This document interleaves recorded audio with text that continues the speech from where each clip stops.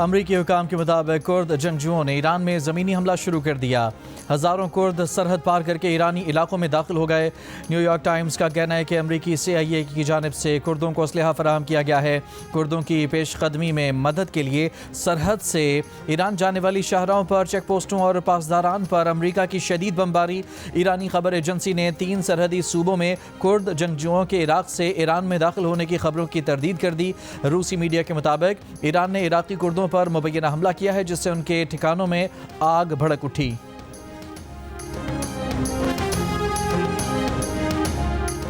अमरीकी सेनेट ने कांग्रेस की मंजूरी के बगैर ईरान पर हमले रोकने के लिए सदर ट्रंप पर दबाव डालने की करारदाद मुस्तरद कर दी।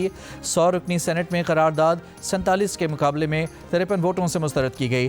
डेमोक्रेट्स और रिपब्लिकन्स दोनों पार्टियों के सेनेटर्स की जानिब से पेश करारदाद में मुतालबा किया गया था कि ईरान पर हमले रोके जाएं और इन हमलों के लिए कांग्रेस से मंजूरी ली जाए। डेमोक्रेट सेनेटर क्रिस मर्फी ने तनकीद करते हुए कहा कि ट्रंप कुछ कह रहे हैं और उनके वजीर खारजा कुछ और। समझ नहीं आ रहा कि आखिर अमरीका ने ईरान जंग शुरू क्यों की।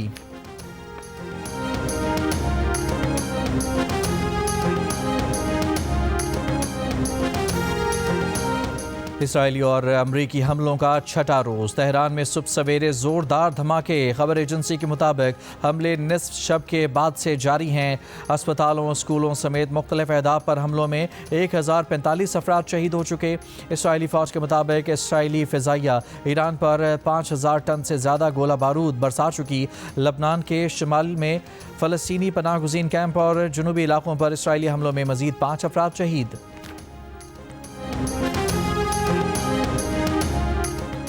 ईरान का मिसाइल और ड्रोन से नया जवाबी हमला। ईरानी खबर एजेंसी के मुताबिक 19वीं लहर का हदफ इसराइल और ख़ित्ते में अमरीकी फ़ौजी अड्डे हैं। कुवैती बंदरगाह के करीब धमाका।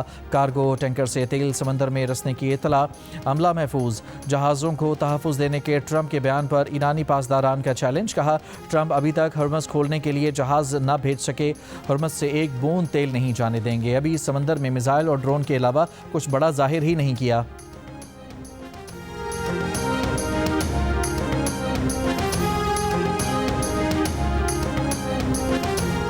अमरीकी आबदोज ने भारतीय समंदरी हदूद के करीब बहरा हिंद में ईरानी जंगी जहाज़ डुबो दिया। अमरीकी हुकाम ने तस्दीक करते हुए कहा कि बहरी जहाज़ को टारपीडो से निशाना बनाया गया। वाक़या श्रीलंका के करीब पेश आया। श्रीलंकन बहरिया ने 80 लाशें निकाल लीं। 32 अफराद को बचा लिया गया, कई लापता। श्रीलंका का कहना है कि जहाज़ को भारत के मशरक़ी बंदरगाह से ईरान वापस जाते हुए निशाना बनाया गया।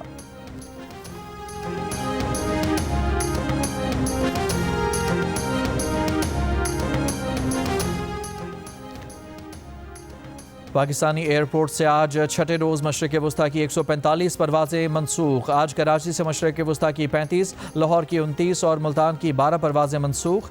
ईरान पर हमले के बाद पाकिस्तान की मनसूख परवाज़ों की तादाद 900 हो गई। फ़्लाइट शेड्यूल के मुताबिक 5 दिन में 8 ममालिक की मनसूख परवाज़ें 20,000 से तजावुज़ कर गईं। इन कैमरा इजलास में ना जाने का फैसला महमूद खान अचकज़ई ने किया या PTI ने। चेयरमैन PTI बैरिस्टर गौहर ने इजलास में शिरकत का फैसला महमूद खान अचकज़ई पर छोड़ा था। कहा था, बानी की हिदायत के मुताबिक जो भी फैसला अचकज़ई करेंगे पार्टी उसी पर चलेगी। महमूद खान अचकज़ई ने राना सनाउल्लाह से मुलाकात के बाद पूरी पार्लियामान को ब्रीफिंग देने का मुतालबा किया। बानी PTI से मुलाकात कराने की शर्त नहीं रखी, लेकिन मंगल की रात PTI की सियासी कमेटी ने इजलास में शिरकत बानी से मुलाकात कराने से मशरूत कर दी।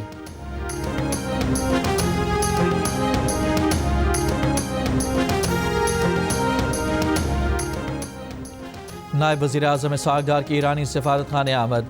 ईरानी सफ़ीर रज़ा अमीरी मुक़द्दम से मुलाकात। इसहाक़ डार ने ईरान के supreme leader Ayatollah Syed Ali Khamenei की शहादत पर ताज़ियत का इजहार किया। शहीद के अहल खाना और ईरानी कौम से दिली हमदर्दी और ताज़ियत का इजहार।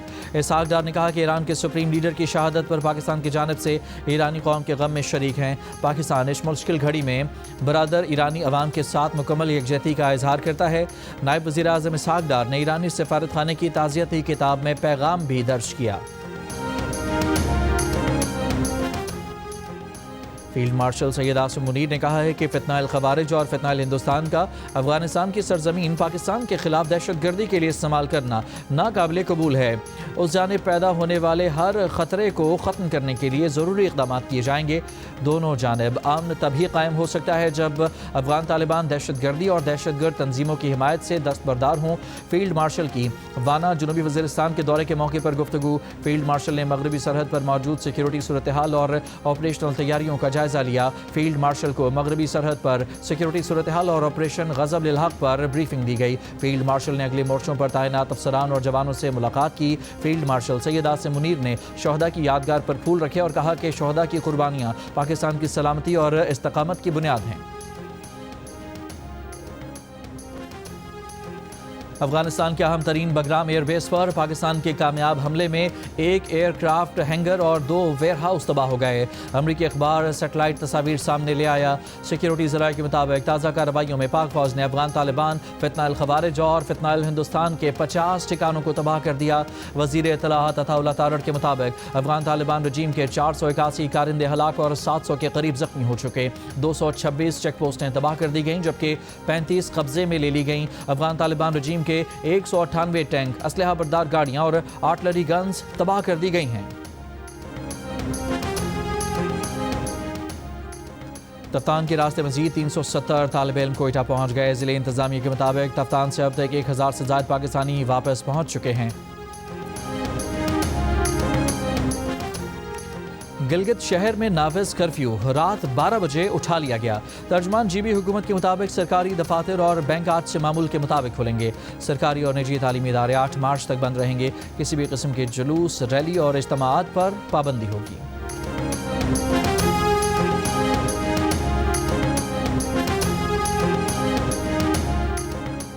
रहीम यार खान में पुलिस और इंटेलिजेंस ब्यूरो का कच्चे में ऑपरेशन। डाकुओं के 2 गिरोहों ने सरेंडर कर दिया। डीपीओ के मुताबिक इश्तिहारी डाकू वजीर उर्फ बुड्ढा बखरानी के सर की कीमत 50 लाख रुपए मुकर्रर है। दूसरे गैंग में मोर और सईद चांडियों ने 12 साथियों समेत सरेंडर किया। सखर बिराज पर दरवाज़ों की तब्दीली के दौरान गेट नंबर 46 और 47 पर कायम आर्जी बंद टूट गया। ज़राए के मुताबिक आर्जी बंद टूटने से ज़ेर इस्तेमाल मशीनरी को भी नुकसान पहुंचा। किसी मुलाजिम के जख्मी होने की इतला नहीं।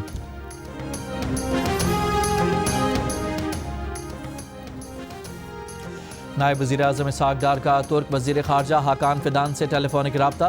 कशीदगी में कमी और तहम्मुल इख्तियार करने की फ़ौरी ज़रूरत पर जोर। इसहाक डार का मिस्र के वज़ीर ख़ारजा बदर अब्दुल आतीस से भी रब्ता। ख़ित्ते में अमन और इस्तेहकाम के लिए सफारती कोशिशों की ज़रूरत पर जोर। गवर्नर सिंध कामरान टसोरी ने कहा है कि हम अफगानिस्तान में मौजूद दहशतगर्दों से मुकाबला कर रहे हैं। तालिबान हुकूमत को बताया है कि हमारे लोगों को मारने वाले अफगानिस्तान में छुपे बैठे हैं। जब भी बैरूनी सरमायाकारी आती है, भारत बलूचिस्तान में दहशतगर्दी करता है। ईरानी जुर्रतमंद कौम है। खामेनेई ने भी शहादत को चुना।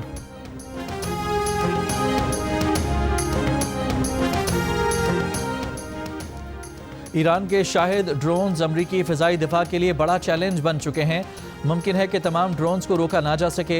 अमरीकी हुकाम की कांग्रेस को बंद कमरा ब्रीफिंग में मौजूद 2 ज़राए ने CNN को बताया कि वज़ीर दिफा पीट हेग्सेट और chairman joint chiefs of staff general डेनकन ने तस्लीम किया कि ईरानी ड्रोन तवक्को से ज़्यादा बड़ा मसला पैदा कर रहे हैं, जिन्हें बैलिस्टिक मिसाइलों के मुकाबले में रोकना ज़्यादा मुश्किल है। बंद कमरा ब्रीफिंग में बाज़ अमरीकी हुकाम के खदशात को कम जाहिर करने की भी कोशिश। कहा खलीजी इत्तेहादी ममालिक बड़ी तादाद में इंटरसेप्टर मिसाइल खरीद रहे हैं।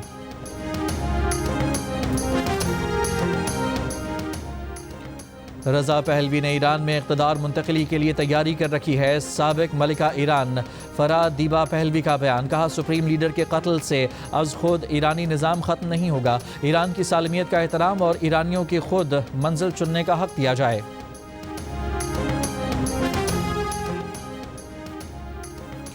सऊदी अरब और इसराइल के ताल्लुकात मामूल पर आने की बात भूल जाएं। साबिक सरबराह सऊदी इंटेलिजेंस शहजादा तुर्की अल फैसल ने कहा कि ईरान जंग नेतन्याहू की जंग है। नेतन्याहू ने ट्रंप को कायल कर लिया था कि वो उनकी राय की हिमायत करें। अमेरिका के साबिक वज़ीर ख़ारजा एंटोनी ब्लिंकन ने ट्रंप इंतज़ामिया को जंग ख़त्म करने की तजवीज़ दे दी। बोले रास्ता ये भी निकाला जा सकता है कि ट्रंप इंतज़ामिया कहें कि हमने आयतुल्लाह को मार दिया, हमने ईरान को न्यूक्लियर और मिसाइल प्रोग्राम कमज़ोर कर दिया। ट्रंप इंतज़ामिया मुस्तक़बिल ईरानी अवाम पर छोड़ दे।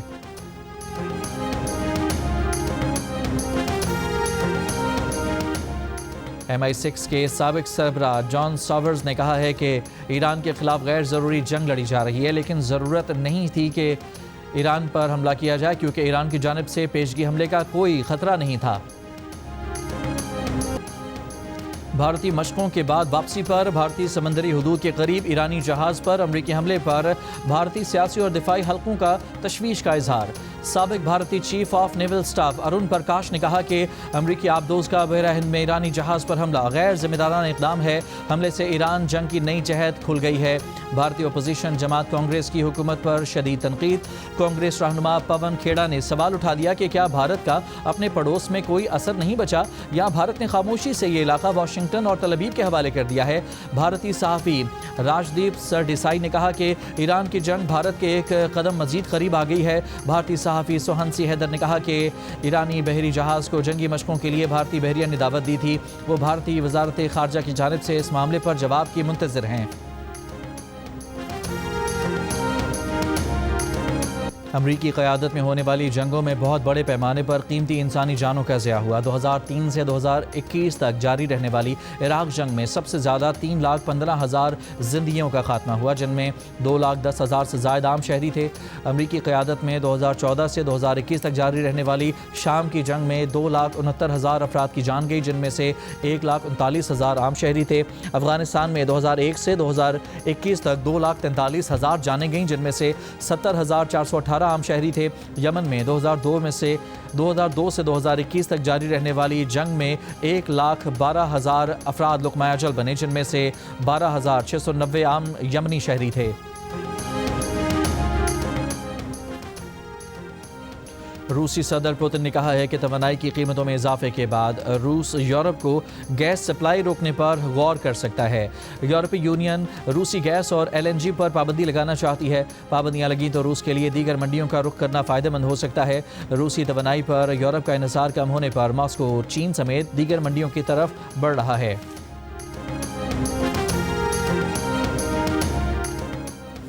ईरान जंग के खिलाफ मैनचेस्टर में मुजाहिरा। अमरीका के खिलाफ नारे। मुजाहिरीन ने शहीद खामनाई की तस्वीर और बैनर्स उठा रखे थे। UAE के तालीमी इदारों में मुकर्ररा वक्त से एक हफ्ता कबल स्प्रिंग ब्रेक का ऐलान। तालीमी इदारों में 9 मार्च से तातीलात शुरू होंगी, 22 मार्च तक जारी रहेंगी।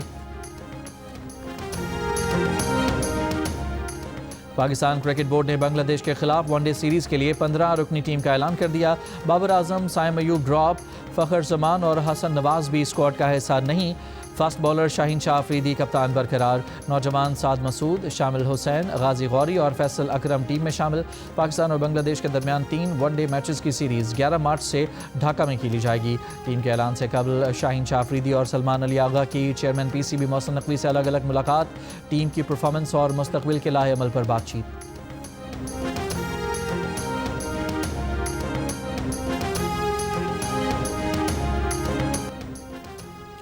गिलगित शहर में नाफिज कर्फ्यू रात 12 बजे उठा लिया गया। तर्जुमान GB हुकूमत के मुताबिक सरकारी दफातर और बैंक आज से मामूल के मुताबिक खुलेंगे। सरकारी और निजी तालीमी इदारे 8 मार्च तक बंद रहेंगे। किसी भी किस्म के जुलूस, रैली और इज्तिमाआत पर पाबंदी होगी।